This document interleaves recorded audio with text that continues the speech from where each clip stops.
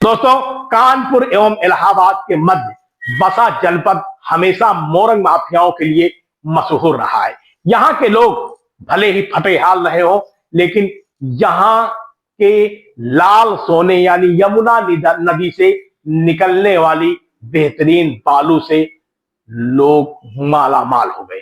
पूर्वांचल एवं पश्चिम क्षेत्र के तमाम मोरंग माफिया यानी बड़े कारोबारी पूंजीपति यहाँ पर बाकायदा मोरम का खनन करवाते हैं, बड़ी बड़ी पोकलैंड मशीनें लगाते हैं और मनमाने तरीके से खनन करवाते हैं और इसके बाद वो करोड़ों में खेलते हैं।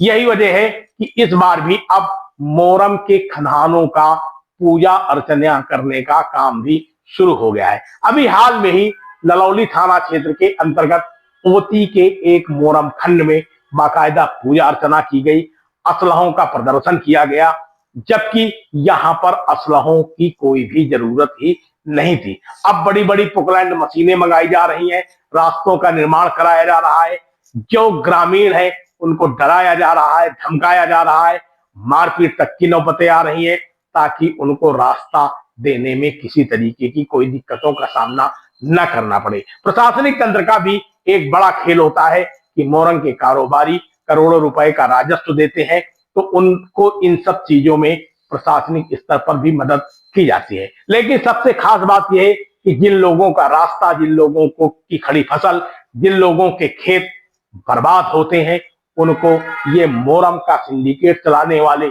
लोग कुछ भी पैसा नहीं देते हैं, नॉमिनल पैसा देते हैं, जिससे वो हमेशा फटेहाल रहते हैं।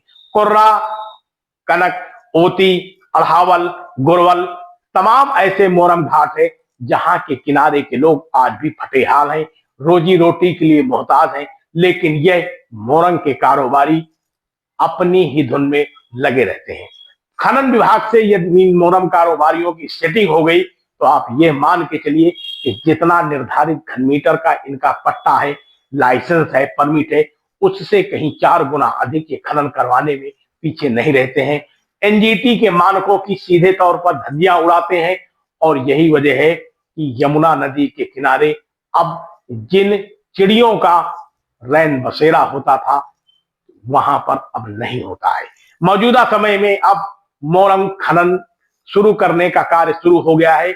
अभी हाल में ही ओती के एक खंड में बाकायदा पूजा अर्चना की गई। पूजा अर्चना करने के बाद इतने असलहों का प्रदर्शन हुआ कि शायद कभी भी नहीं हुआ है। अब ये असलहे लेकर के जो घूम रहे थे, क्या खनन के कारोबारी फतेहपुर जिले में असुरक्षित हैं?